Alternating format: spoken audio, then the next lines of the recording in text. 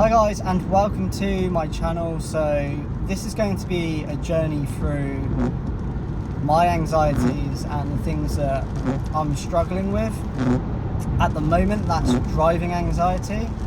I can drive locally in my area fairly well without feeling anxious or having any issues around that. It's mainly when there's distance involved. So even if I'm driving sort of 20 minutes, half an hour away, there's a lot of anxiety around that. If I'm driving on the motorway, which you might notice that's what I'm doing right now,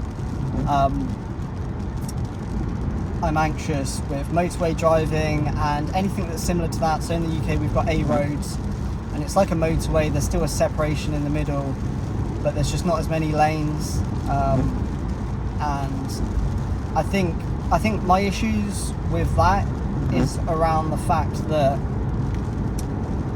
if I start to get really anxious, if I start to have a panic attack while I'm driving, there's no easy way to just turn around. Like, I have to keep going further away from my home to then get to an exit to then turn around. So there's this feeling of being trapped when I'm on a motorway that I don't really get when I'm just driving on just normal roads where you can just turn around whenever you want, sort of thing. And I think it's that mixed with the fact that there's distance involved as well. So because you're going faster, you're covering a lot of distance. So I'm going to be making videos while I'm exposing myself to these things. And I hope for some other people out there, it just provides some comfort or maybe some motivation, but mainly comfort in the fact that you're not going through this alone, even though it might feel like you are. There's so many people out there struggling through these things, and I feel like although we know that other people, we may know in person other people that struggle with anxiety or mental health issues, but there's a big difference that someone might struggle with anxiety the same way you're struggling with anxiety, but it's still completely different. You know, I've had issues with anxiety before in my life, and this is the first time I'm struggling with driving anxiety in particular. I've never struggled with driving before the past few months. It's always been fine. Even if I do sort of feel anxious, I've never made that association with anxiety and driving. So it can be hard that you don't know anyone that's going through that exact same thing, and you can feel alone because of that in particular. So I just wanted to make videos to maybe give people comfort or maybe some sort of motivation. Also, I feel like it helps me, like it's a really good distraction for me to voice how I feel and talk to you guys. I know you're not there, but in my head you're there, and obviously when you're watching this you're there, but I feel like it just really helps me distract. I don't know, maybe it's a bit of a safety behavior to a degree. So I'm noticing right now I'm getting pretty anxious because there's a lot of traffic, and I'm sure you can see we are starting to slow down. Now, I am only going, it's probably another mile away is where my goal is today. And I think I want to keep doing this same journey until it becomes completely comfortable. And, well, not necessarily completely. This was fairly low in terms of a 1 or a 2, but that was without the expectation of being stuck in traffic on the motorway, which is, again, it adds to that trapped feeling. If I feel really bad, like I'm stuck and it's, you know, I'm stuck in the traffic. Now, it doesn't seem to be that bad, you know, we're not at a standstill. That would probably really make me feel very anxious. But we're going 20 miles an hour, so we're still moving, and it's not far away at this point. So yeah, I mean, as this is my first video, let's just talk a little bit about how I ended up with driving anxiety in the first place, because I think my situation is quite unique. I don't really see many people mention the same thing. Maybe it revolves a bit around panic disorder to a degree, but I'm not 100% sure. Let me just explain it, and if someone out there is going through the same thing, hopefully this provides some sort of hope and comfort, maybe, depending on how my journey with this all goes, to be honest. But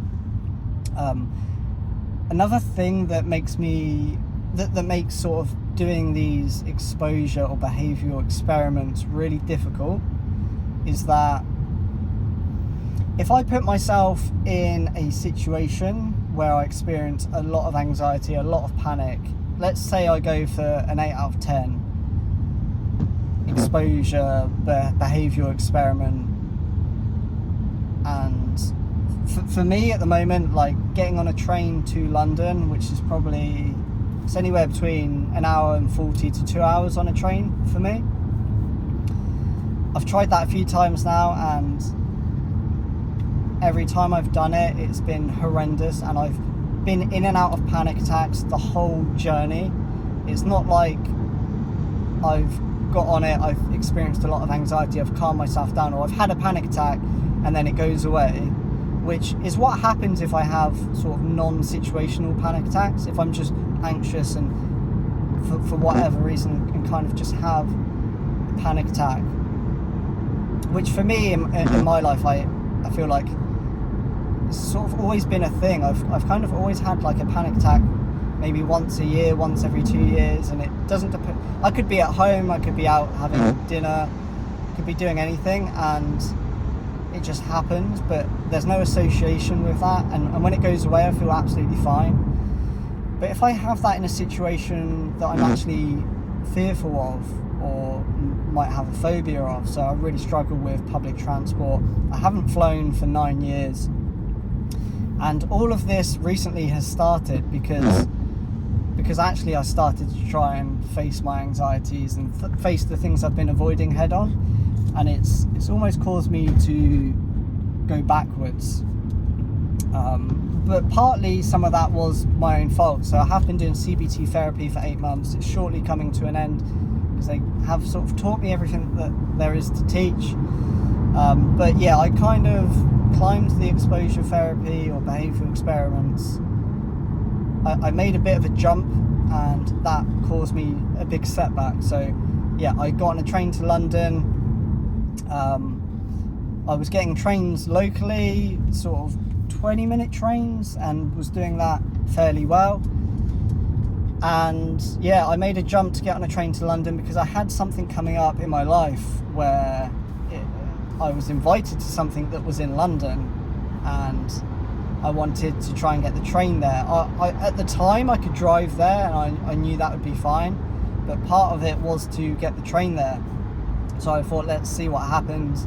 I can always get off the train a bit, stop earlier if it gets really bad, and come back. I did go to London. I managed to get to London on the train. The whole time it was just in and out of panic attacks. It never settled down, and I was just in this constant state of panic, even when I was there, because there was then the anticipation of getting the train home, and even the train back was very difficult, when normally for me, I'm very anxious about coming back, but normally when I'm in that situation, it calms down quickly. I think because I know I've done the hard part, and I'm progressing towards coming back home. But yeah, the whole journey was horrendous, in and out of panic attacks. And what happens is when I'm in those situations where it doesn't settle down, and I'm constantly in high anxiety the whole time and for a prolonged amount of time, like, you know, an hour and 45 there, stayed there for half an hour, an hour and 45 back, to be in fight or flight, or kind of in and out of that for that amount of time, it sets me off where a few days after that event, I will wake up, and I wake up to anxiety. I wake up, my heart's pounding, and I'm immediately anxious. I feel sick with just anxiety, butterflies in my stomach, worry, dread, the whole lot.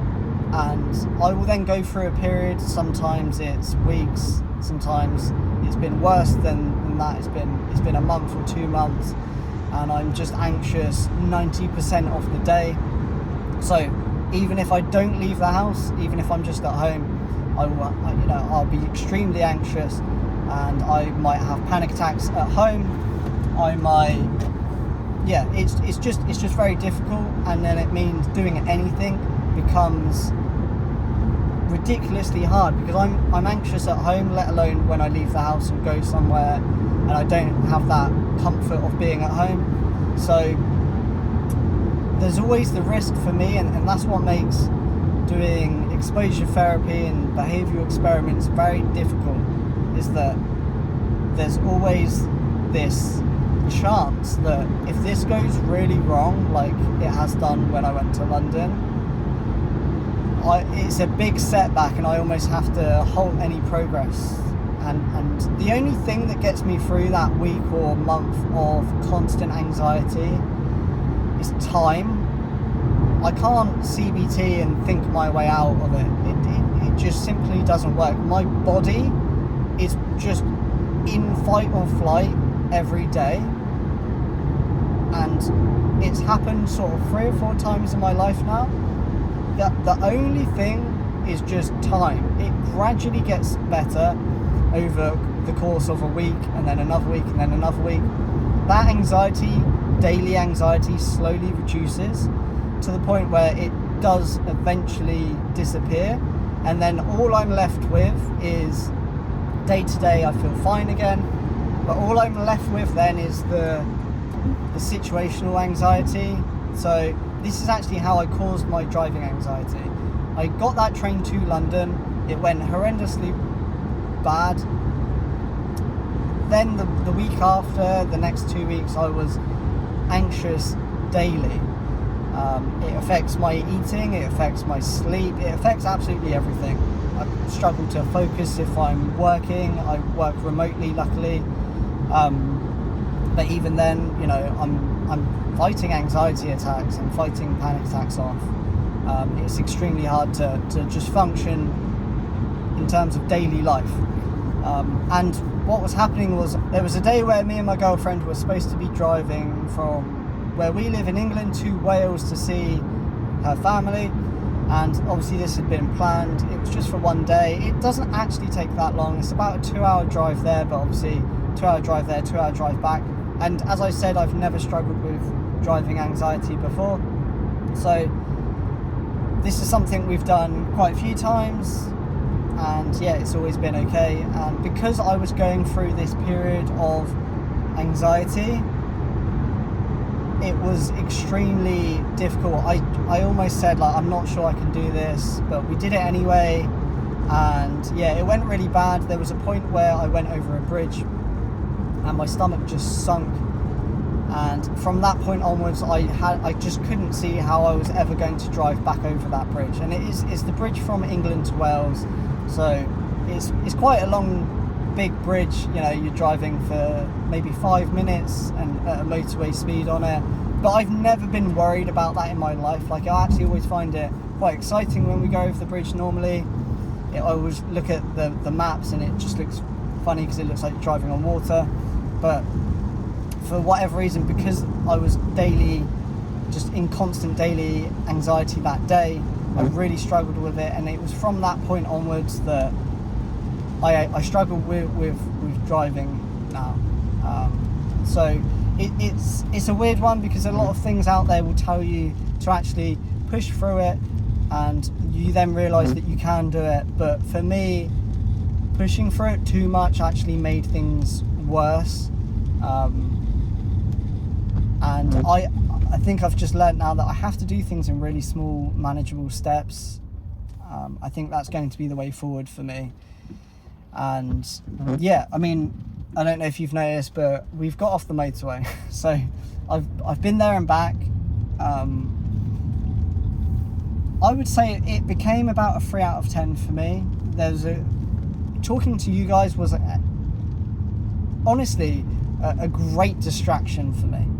it really gets me out of my mind and into, well, I'm kind of trying to think of how to say the right thing, how to articulate and say what I want to say. So it really gets me out of my body and what's going on. Obviously, if that had gone to a panic attack level, then I probably would have just not been able to speak, because it would have just got too much. But because it was a low level anxiety, because it ended up at sort of about a 3 out of 10, I feel like it helped and it was manageable. And as you saw, we hit some traffic. That was unexpected. Obviously, it's something you can't control either, but going into this, it was something that I wasn't thinking about, and I think that's why my anxiety sort of raised a bit there. But yeah, I mean, I've been talking a long time. This video is probably very, very long for one video. I will do the same drive. I will try to do it as many times as I can this week. And when I decide, actually, that's quite comfortable, I want to progress a little bit more, I think I'll film one last video doing that drive to see how it goes, and then I'll move on to the next one. And I think obviously if I film every day, it's just going to be far too much content. I'm going to be saying the same things in every video, but I think each time I move to a new one, I think it would be good if I bring you guys along, and maybe I can tell you more about what's going on in me and my head than maybe compared to the video today, where I guess I've given you a lot of background information about what I struggle with, why I struggle with it, and how it all came about. So yeah, I guess this is more of like a intro video to the channel. Hopefully the next video I upload will be another drive somewhere, either somewhere different, like just a different motorway, or maybe to the next exit and just take it a little bit further, and just, yeah, talk about what thoughts are coming up, and how I'm, what's happening in my body physically, what's happening in my mind mentally. So yeah, my camera actually ran out of storage at that point, so just wrapping the video up here. If you do want to see more videos and see what happens with my journey and everything I learn along the way, hit subscribe, and yeah, if you like the video, hit like and drop comments down below. I'm really interested if anyone else out there struggles with the same thing, struggles with not even just driving anxiety, but struggles with any sort of exposure anxieties that then seem to cause more anxiety and almost sometimes reinforce the fear or the phobia that you seem to have, because it's not something I can really find too much information about. I just hear a lot of people that have success with exposure therapy, and actually sometimes throwing themselves in the deep end works better, but for me it's the complete opposite. Doing something like that actually sets me back massively. So yeah, let me know down below in the comments if that's something that you also struggle with.